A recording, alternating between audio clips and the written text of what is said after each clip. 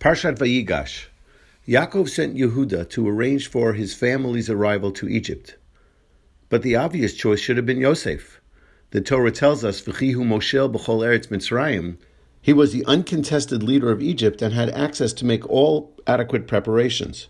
Yaakov's choice was instructive. Rav Neria, a close student of Rav Kook, explains that Yehuda was chosen because he took responsibility for Binyamin in the earlier narrative.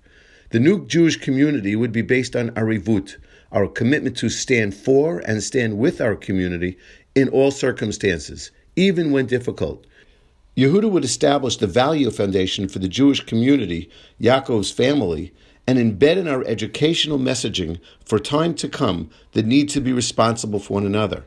Rav Neria's answer helps us understand why Yaakov chose Yehuda, but does not tell us why Yosef was not tasked with establishing Goshen as the new Galut, the new diaspora. I suggest that Yehuda represented internal leadership and Yosef external societal engagement.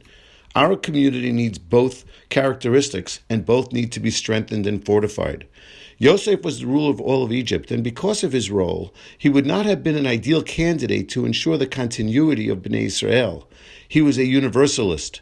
Yehuda, on the other hand, reflected the internal leadership we need to maintain our devotion and fidelity to the particularism of Judaism. We must sustain the balance. If we become too insular, we lose the opportunity to contribute to humanity and become vulnerable to the changing winds of society. We need a strong voice at the world's table. On the other hand, if we overemphasize our external engagement, we may forfeit the uniqueness of our people and the values that cohere us. The oscillation between these two poles throughout history demonstrate the risk of extremism. Parshat Vayigash is a clarion call to strengthen our Yosef personas and our Yehuda values. I wish you a Shabbat Shalom.